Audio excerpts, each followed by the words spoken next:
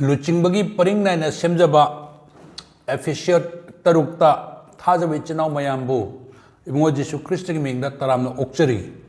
Ngasi Ayhangna Telapna Point Tarukta Share Tawdaning Bawa Pamde Jishuna Piba Punsi asi Angakpa Masakni Yàmna Ngakpa Punsini Jishuna Piba Punsi asi Romeo Pandub Nipangi Taraga Nipandagi Nakumathoida Sumaina Hai Aikoida phongdokkani Matik Mangàl aduga chàngdamnaba houjik aikoina nangliba awàba sing asi matik chàoba natte haina aina khali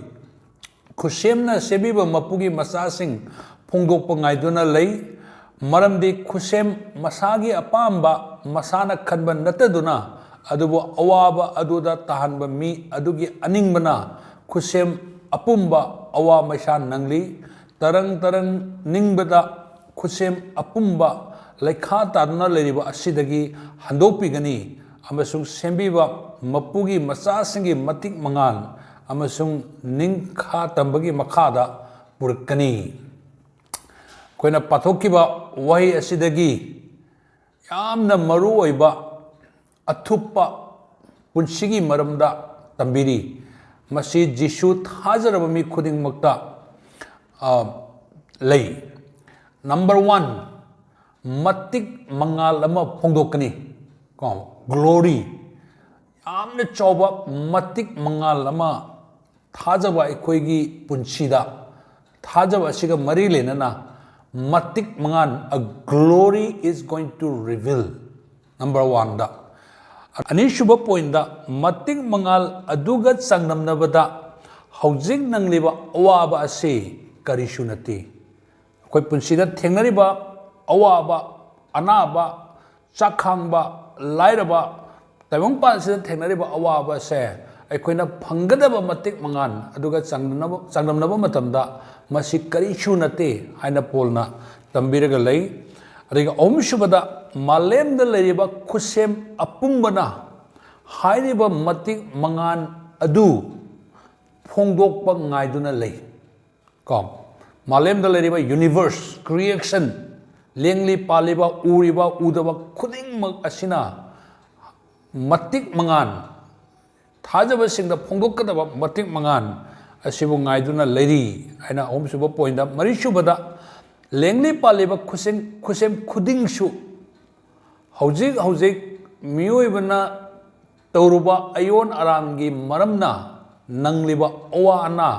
asidagi makoisu handopigani moisu ningkha tamangani haibasi polna marishuba poinda phongdoi mangasubada ibungo mapui bungogi macha singda phongdokkadaba adu Màlemgi lengli paliba khutshem sing asinasu ngaiduna leiri haya universe creation asina ishorgi macha singda phongdokkadaba ishorgi macha singbu phongdokkadaba amase ishorgi macha singgi Matik Mangàl phongdokkadaba adu taibong panbagi khutshem asina ngaiduna leiri. Taruk suba point da yamna maruba point mapui ibungogi macha singgi Matik Mangàl lei. Ana kunga mathoida akoi khutshem sing asibu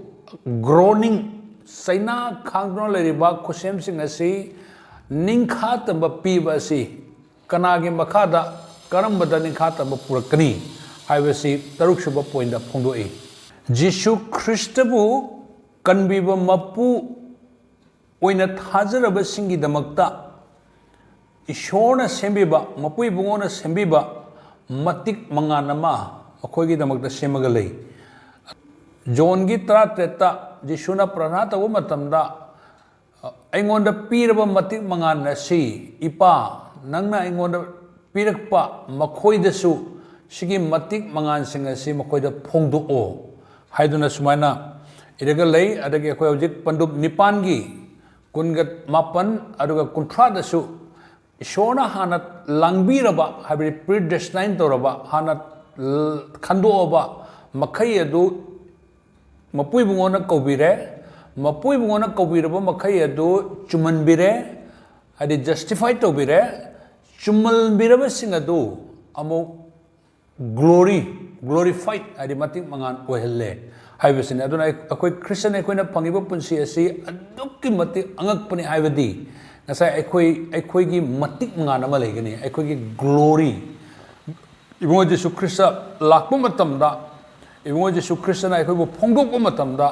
ishor gi macha singi glory haiba ekoi si matik mangan ama ekoi gi punsida ishona phongdokkani na hariba matik mangan adu ekoina tayong panda leringi matamda mapung bana khangba ngamoi adu hayeng ekoina swarga changuba matamda ekoi loina mak yamna surprise hoigani